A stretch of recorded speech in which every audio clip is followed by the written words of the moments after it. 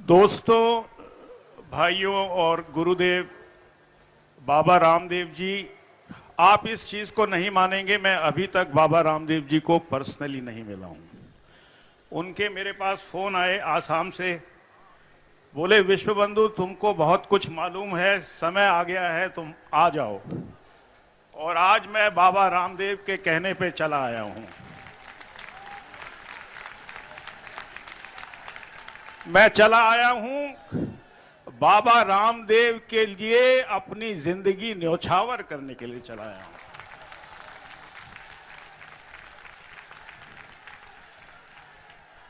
मैं नहीं चाहता मेरे मरने के बाद, क्योंकि ये जीवन भगवान का दिया हुआ है, आपके बच्चे या मेरे बच्चे ये कहें कि हमारे नालायक मां बापों ने हमारे लिए कुछ नहीं किया।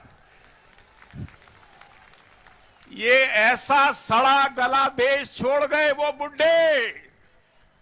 ये साली हमारी से जो पहले वाली जमात थी, इन्होंने मरवा दिया। मेरे बच्चे बोलेंगे मेरे से वो बर्दाश्त नहीं होगा, मैं लड़के मर जाना पसंद करता हूं, जिंदा नहीं रहना चाहता। और ये ऐसी लड़ाई होगी, महाभारत सुना है आप लोगों ने, ये महाभारत ऐसा होगा जो इस जगह की पीढ़ी देखेगी और नॉर्थ ब्लॉक से लेकर साउथ ब्लॉक से लेकर 10 जनपद तक का ईंट ईंट तोड़ दिया जाएगा। युद्ध का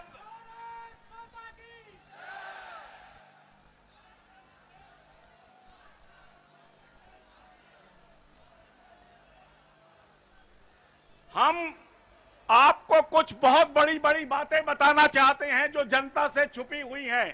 पहली बार मुझे मालूम है ये आज का भाषण प्रधानमंत्री सुनेंगे, सोनिया गांधी जी सुनेंगी, सारे भ्रष्ट मंत्री सुनेंगे, सबको पता है विश्व बंधु गुप्ता क्या है।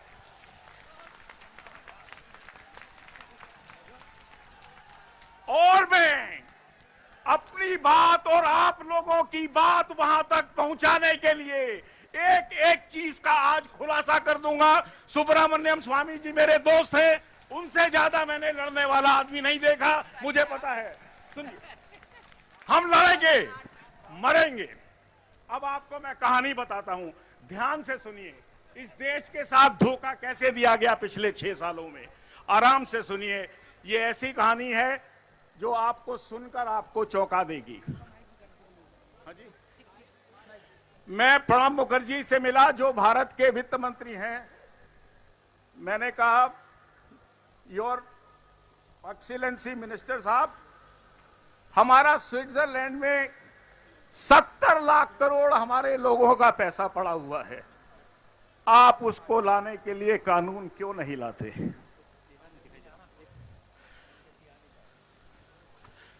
बोले विश्व बंधु तुमको मालूम नहीं है, स्विट्जरलैंड के भी कानून हैं, उस कानून के अंदर वो हमको ना नाम बताएंगे ना पैसा देंगे। सुनता रहा, एक हिजड़े की बात सुनता रहा।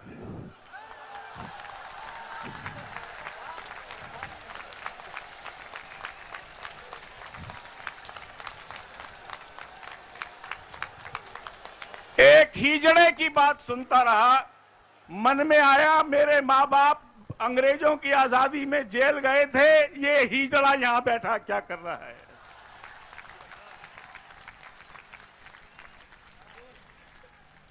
ना वो सिर्फ हिजड़ा है, वो झूठा है।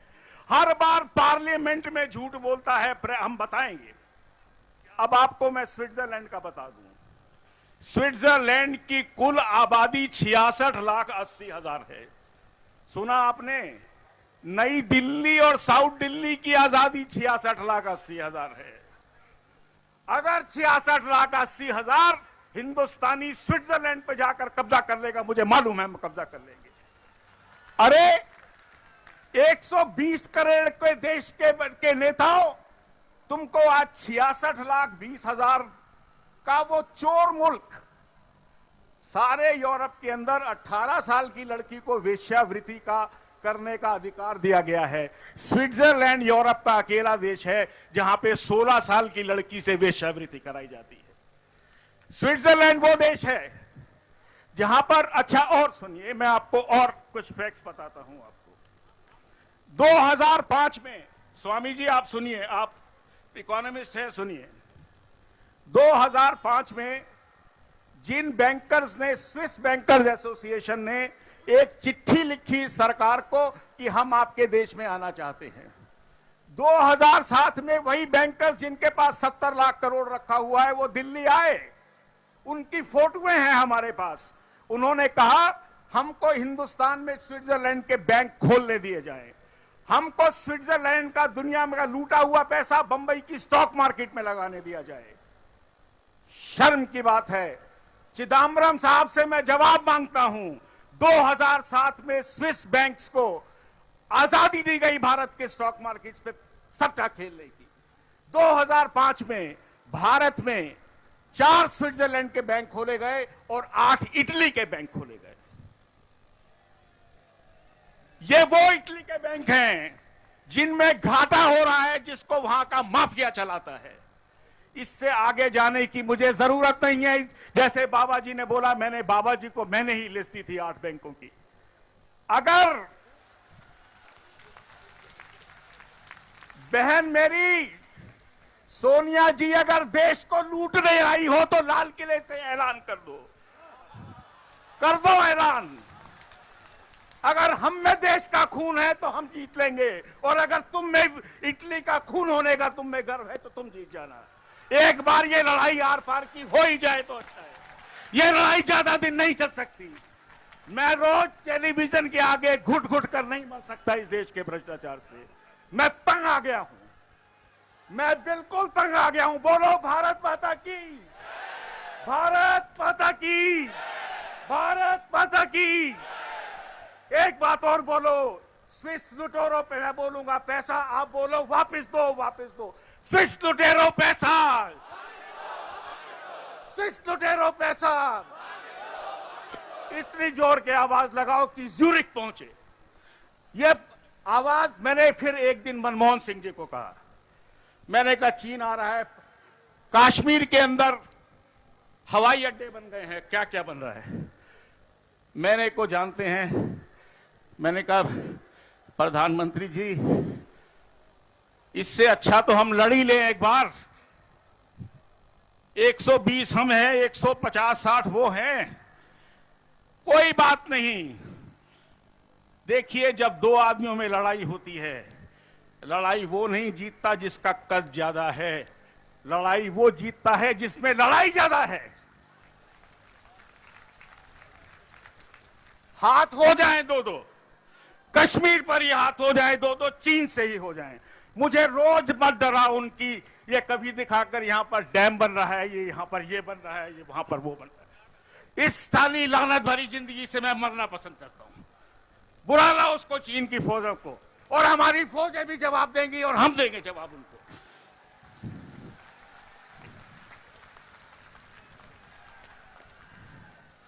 आपको कुछ हसन अली का खुलासा करता हूं।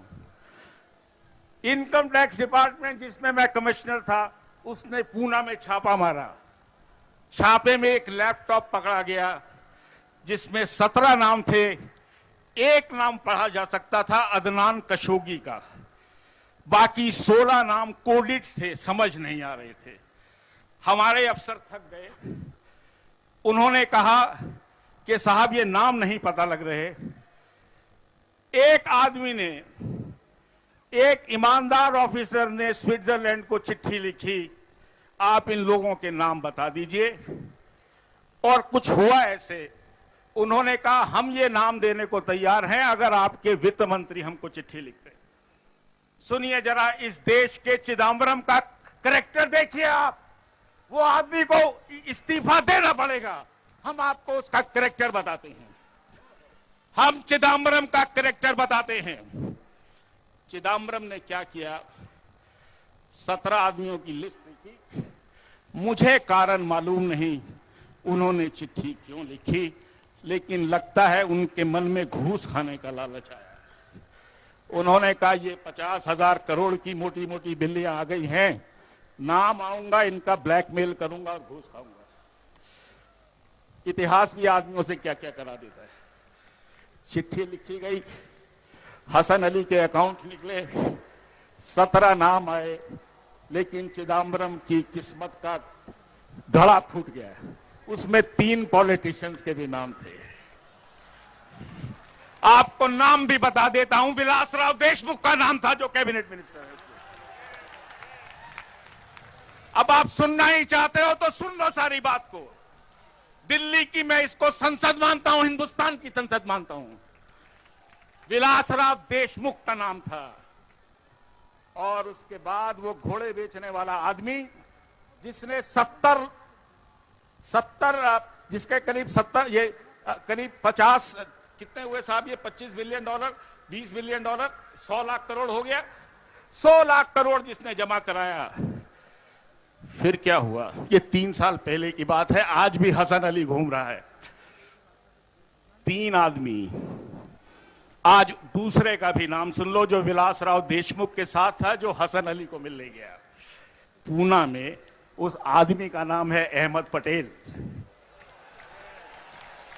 सुन लो सोनिया गांधी जी, सुन लो। बॉम्बे की पुलिस के पास वीडियो फुटेज है उन तीनों पॉलिटिशियंस की जो पूना में रोज रात को मिलते थे। मैं अहमद पटेल से पूछना चाहता हूं, पता नहीं कितने लोग जानते हैं, वो हमारी यूपीए की चेयरमैन के राजनीतिक सलाहकार हैं।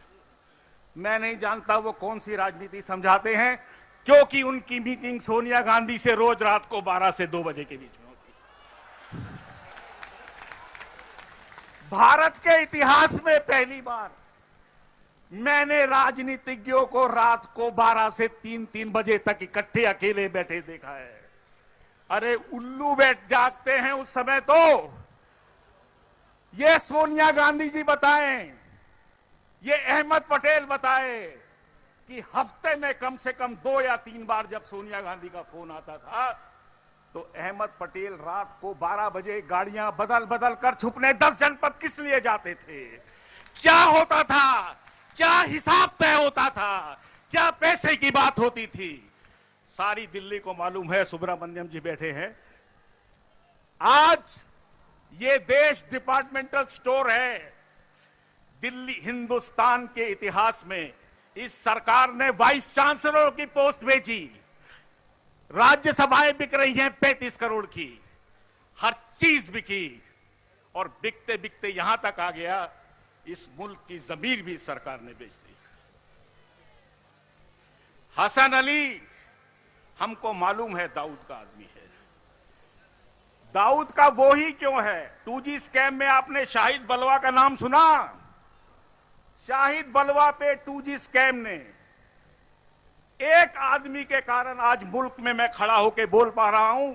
वो है सुप्रीम कोर्ट के chief justice of India Kapadia, जो एकदम निहायत ईमानदार आदमी है। मैं चाहता हूं, मैं बोलूंगा, कपाड़िया जी आप हैं, जिंदा रहें। कपाड़िया जी, कपाड़िया जी, कपाड़िया जी। उस आदमी ने मजबूर किया सीबीआई को, आप जाइए, अनिल अंबानी को पकड़िए, टाटा को पकड़िए, शाहिद बलवा को पकड़िए, वीडियोकॉन के दूत को पकड़िए, एसआर के रुइया को पकड़िए, इनको लेकर आइए और आज सब चक्कर काट रहे हैं।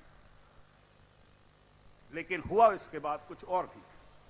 शाहिद बलवा के यहां जब छापा पड़ा तो बहुत बड़े बिल्डर हैं, वो पहले सड़क पर चलते थे थोड़े दिन पहले, उनके पास कागजों में शरद पवार के कागज मिले हजारों करोड़ घूस के।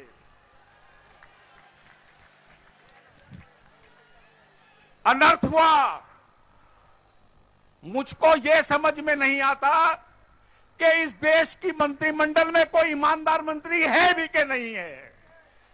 और आपको मैं आज एक बहुत बड़ी साधु संत लोग बैठे हैं, मैं आपको प्रणाम करता हूं, बाबा को प्रणाम करता हूं। आपको एक बात बताऊं, कुतरोची छुपे बैठे हैं स्वामी जी सुब्रमण्यम जी। उनका एक लड़का है मलिस्मा, MALISSMA, सारे कागजात मेरे पास हैं। मैं कोई बात बिगर कागजात की नहीं करता। मैं कमिश्नर रहा हूं, मैं कोई जरा सी बात भी नहीं करता। मलिस्मा मलुस्मा, अब ये कुछ इटली में कुछ और तरह से बोल रहे हैं जो मुझे पढ़ने में आया। उस आदमी ने 2005 में अंडमान निकोबार में तेल की खुदाई का ठेका लिया, इस सरकार के अंदर लिया। जिस कुतरोची को ये आप स्वामी जी बोलते हैं, ढूंढो, मलिस्मा को इटली की सबसे बड़ी racketeer company ENI limited India के नाम से खोला गया। कुतरोची के लड़के का दफ्तर मेरिडियन होटल के अंदर है। चल पड़ो, चलो वहीं तोड़ देते हैं उसको साले का। सर एक सेकंड, मैं बस बंद कर रहा हूं। कौन सा नाम? तीसरा हमको नहीं बताया जा रहा अभी तक। सुन लीजिए, बस मैं खत्म कर रहा हूं, आदेश हुआ है। इतना मैं बता दूं, वो मामला अभी तक मीडिया की नजर में नहीं आया है, न संसद की नजर में आया है। संसद के 80%, 90% मेंबर ऑफ पार्लियामेंट ईमानदार हैं सभी पार्टियों में। उनको बंधुआ मजदूरों की तरह इन भ्रष्ट लोगों ने अपने कब्जे में कर रखा है। इन्हीं शब्दों के साथ फिर कभी समय मिलेगा मैं और बात करूंगा। मैं बाबा रामदेव जी से उनका धन्यवाद प्रकट करता हूं कि कम से कम मैं अपनी दिल का दुख इतने हजार लोगों के सामने कहकर तो मरूंगा। मैं बाबा रामदेव जी का सारी जिंदगी भर अपना उनका बोझ मेरे सर से नहीं उतर सकता। अरे ये बोल रहे हैं इनके पास 1100 करोड़ है। अरे तुम्हारे तो घर में एक एक चीज 1100 की पड़ी हुई है, और तुम मुझसे मत पूछो, मैं कमिश्नर हूं, मैं तुमको जेल भिजवा दूंगा, सबको हथकड़ियां लगवा दूंगा।